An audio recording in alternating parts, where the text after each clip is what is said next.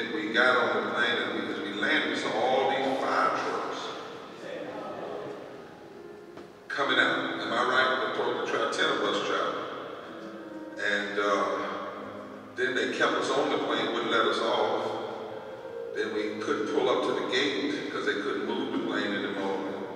Then they had to get the buses, and then they had to bring the piece that rises up so I could walk off. So tonight, with no pretense at all, Lord, I just want to thank you.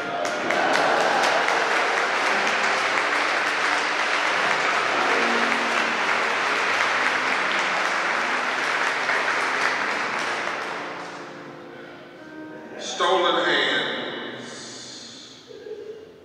stolen lands, from 1619 to a just future. Learning from the sins of the past so that we might embrace a better future. As we're gathered here tonight, to mark and to mourn that 400 years ago, race-based chattel slavery began. And with its beginning, it birthed an even deeper form of systemic racism that had already existed in the way our Native and Indigenous brothers and sisters had faced our First Nation people, who were here when Columbus said he discovered something. I want to lift the text from the first book of the Bible, from the Genesis account which precedes the Exodus. The 15th chapter of the first book of Scripture we read, "Then the Lord said to Abram, know this for certain, that your offspring shall be aliens in a land that is not theirs, and they shall be slaves there. And they shall be oppressed for 400 years, but I will bring judgment on the nation that they serve." Hebrews 11:23 says, Moses, when born in slavery, was hid for 3 months because he was a proper child. And then the 24th verse says, Moses refused to become the son of Pharaoh, and he chose rather to suffer with the affliction with his people and the people of God, rather to enjoy or accept sin for a little while.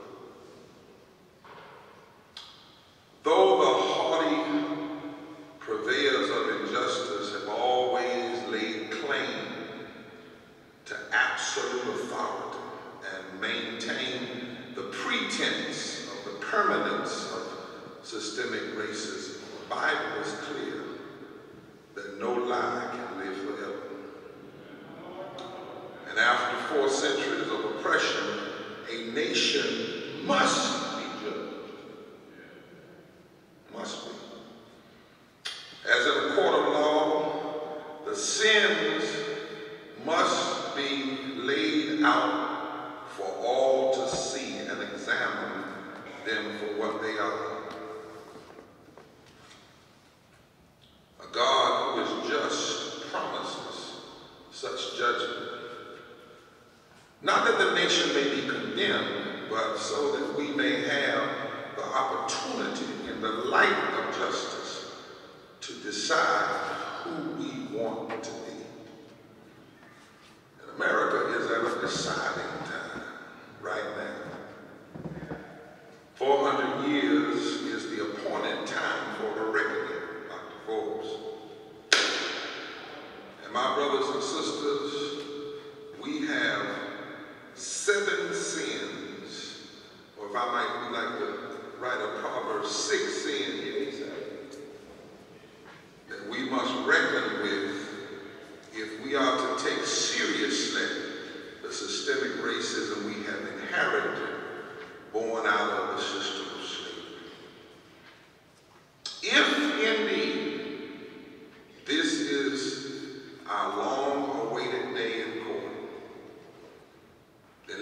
charges be read.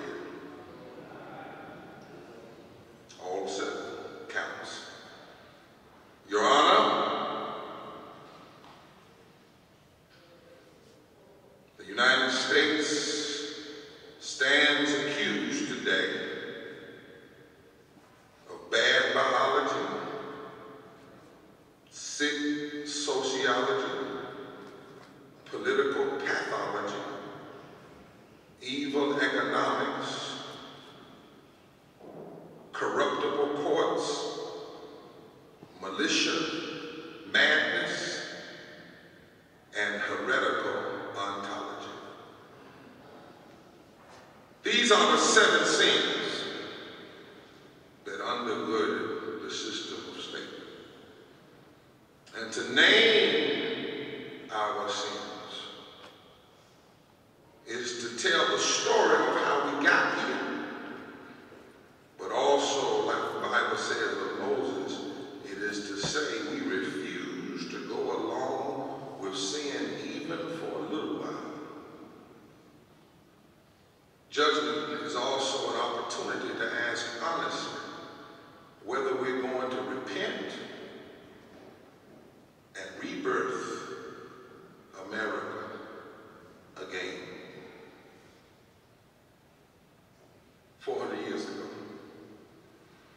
a Dutch warship, the White Lion, sailing under a Dutch flag but with an English captain and crew, sailed from the Netherlands as privateers licensed by their governments to plunder Spanish vessels. They robbed a Portuguese slaver of roughly 60 of its human cargo, Angolans from West Africa. The privateer sailed the twice stolen Africans to the English colony at Jamestown, Virginia. There, reported local leader John Wolfe, the White Lion traded the settlers 20 and odd Africans in exchange for food and provision. The Africans who disembarked at Jamestown landed among colonists who had no cause to regard themselves as white. The Virginia colony had defined at that time neither slavery nor race that summer day in 1619. The Africans that arrived on the White Lion may not have been ordinary indentured servants, but they did not fold neatly into an existing institution. Most Europeans in Virginia arrived as indentured servants, bound for 7 years, whereupon the colony granted them a plot of land. If the legal status of the Africans as they clambered from the ship that day remained uncertain, their color was not yet laden with the meanings of race that slavery would inscribe upon the bodies of their descendants. Race was not yet necessary. Bad biology wasn't yet needed to explain a system that would call some people black. In Jamestown in the early 17th century, unfree labor was both black and white and had yet to be cleaved by color and clotted into the peculiar institution of slavery. But the energy and ingenuity of that bound workforce represented the very survival of the English colony when its prospects seemed dim. In the first few decades, the African and European servants did not see each other decisively different. They no doubt saw color, as so many today claim not to, but those hues did not define the power to subdue, humiliate, and destroy. Children of many colors bore witness to the array of relationships these human beings, black and white people, living and working together, falling in love, starting families, having children, and regardless of color, held in servitude and subject to the master's will. The Virginia colony's muster in 1621 lists 23 Africans and a single Indian, all of them counted merely not as slaves, but as servants. But then we read on. The life of one of the Angolans, a servant named Antonio, traces the evolution of racial identity in colonial 1635, 16 years later, he completed his indenture and settled on a plot of land on the eastern shore. Johnson married a woman of African descent, obtaining her freedom as well from indentured servitude, and later bought other African indentured servants as laborers. The couple lived as Anthony and Mary Johnson. They reared 4 children, and by 1650 they owned a 250-acre farm. But when Anthony Johnson died in 1677, he had tried to leave his land to his children. But by then, the colonial regime granted his farm to a white settler. And the judge ruled that Johnson was not a citizen of the colony because of his color. Sick sociology was now taking its root in this land. Still, the law and custom vacillated for decades on the status of African servants in colonial Virginia. In 1640, a black servant named John Coolidge fled his bondage, accompanied by 2 white servants, when the authorities caught and tried them for the theft of themselves. That was the trial. They were tried for the theft of themselves. The white men had their terms of indentured service lengthened for several years, but the courts ordered John Punch, the black man, to serve his master for the rest of his natural life. Here and elsewhere, that court's decision reveals that Punch's servitude had not been regarded as permanent, let alone hereditary. But now bad biology, sick sociology, evil economics, and corruptible courts were developing to justify a political pathology. The colony had begun to force black servants into lifelong service of race-based chattel slavery, all for evil economics that says as long as you make the money, the means justifies the end. In 1661, the Virginia legislature reversed centuries of common law in a measure that makes it clear that racialized and hereditary bondage was their intent. In English common law, the status of a child followed the child's father. But in Virginia, the new law ruled a child's status would henceforth follow the child's mother. Virginia's population included many persons whose skins came in various shades of brown, their fathers free and white, and therefore his children were free, even though not visibly white.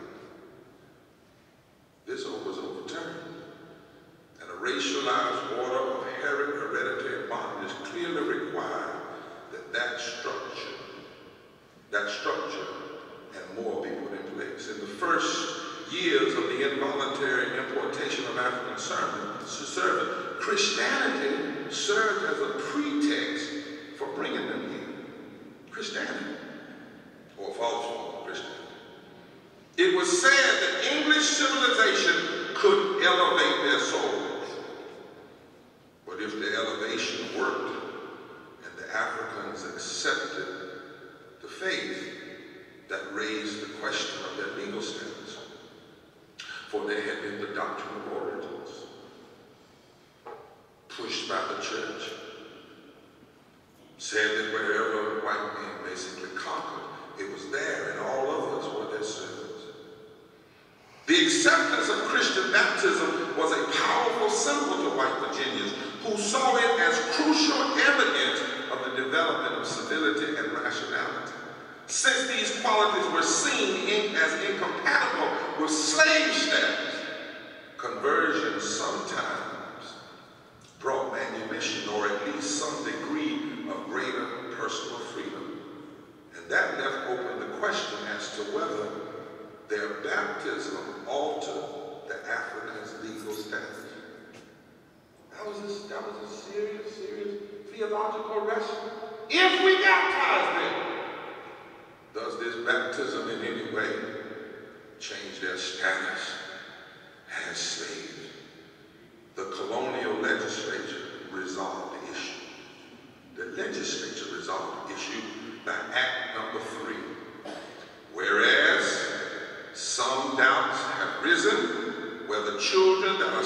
by birth and by the charity and piety of their owners may be partakers of the blessed sacrament of baptism, and should by virtue of their baptism be made free, it is enacted and declared by this grand assembly and the authority thereof that conferring of baptism does not alter the condition of the person as to his bondage or freedom. The legislature overrode what Christ had said and what Paul had said about Christ. To be in Christ is to be free, and to be free indeed. Here we see this political pathology mixing with the heretical ontology that basically says this is the way God ordered things.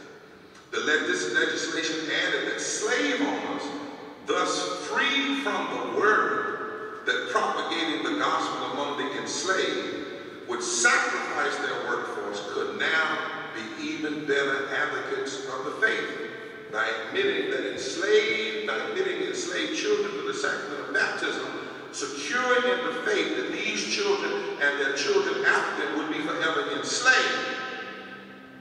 In other words, you can make them Christian now, because Christian is not going to make them free according to our law. This heretical ontology became the basis of what my brother Jonathan Wilson Hargrove, who happens to be white, calls slaveholder religion.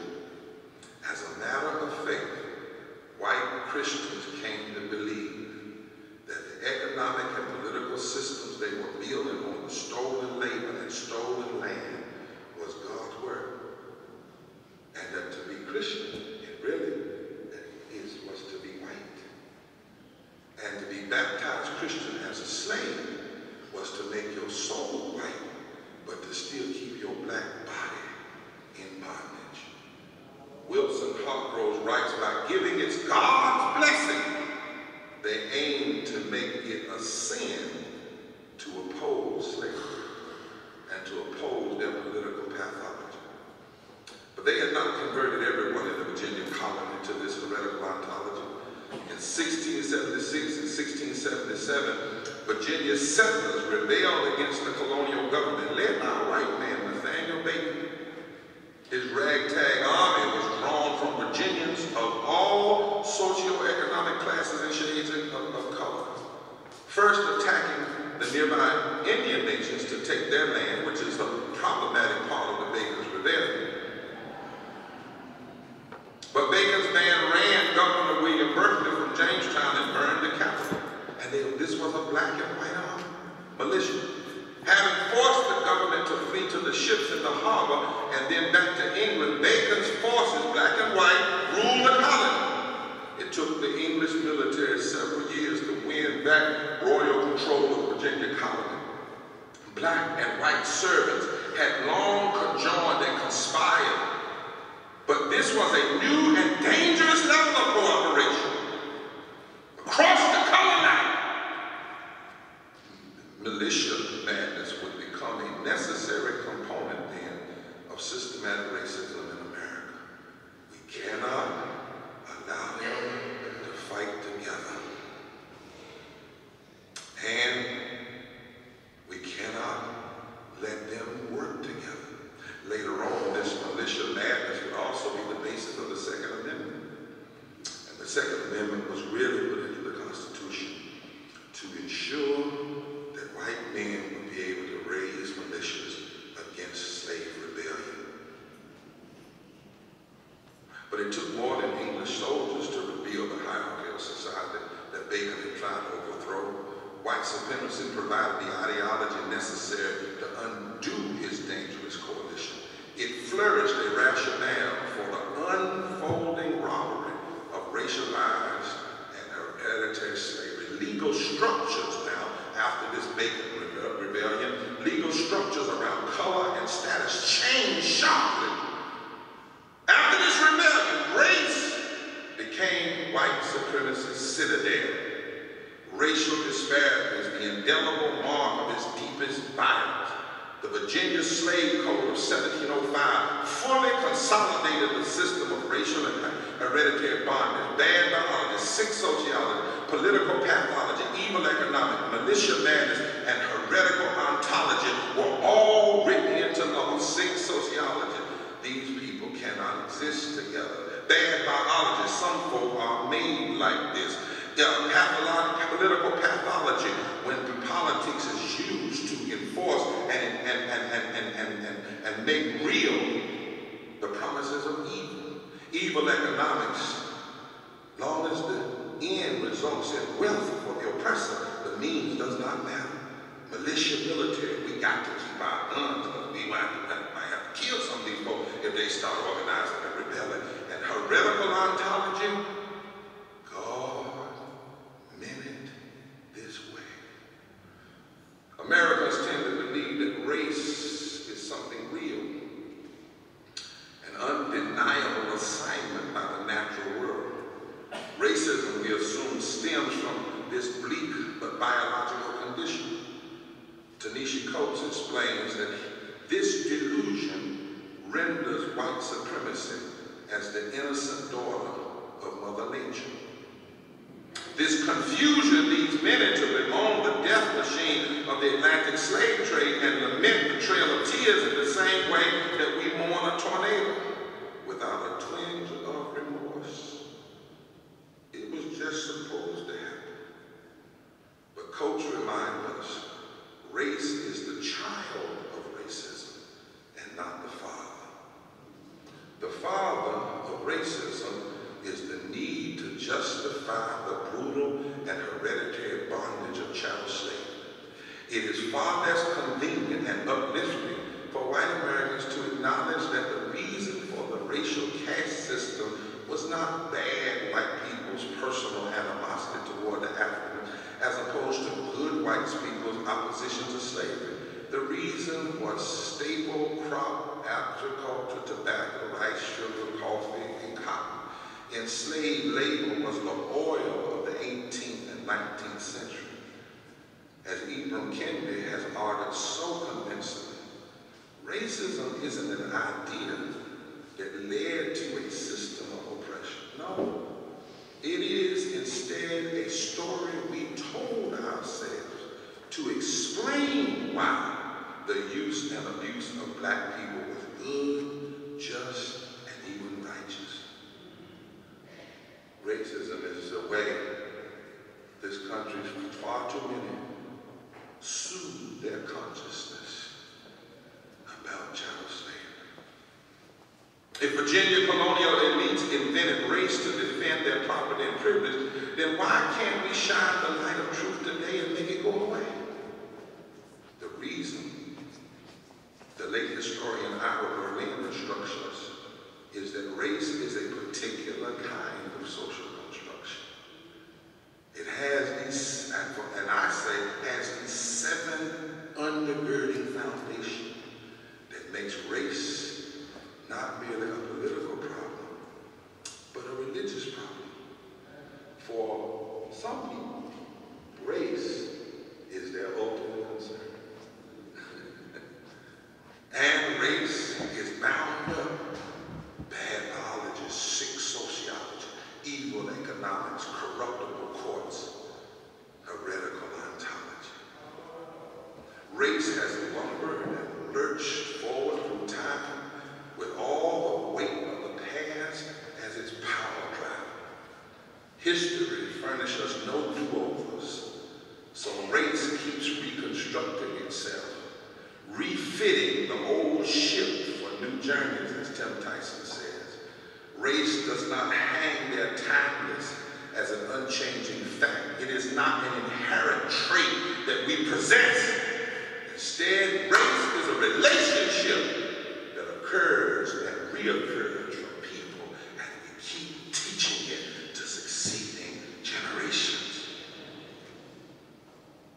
Without the politics of domination, without a terrifying history, what we call race might become only culture and hardly cause for hostility. I'm not black, white, and Tuscaroran by any detectable biology. Instead, these were my people, and they remain so because I walk through the world with them.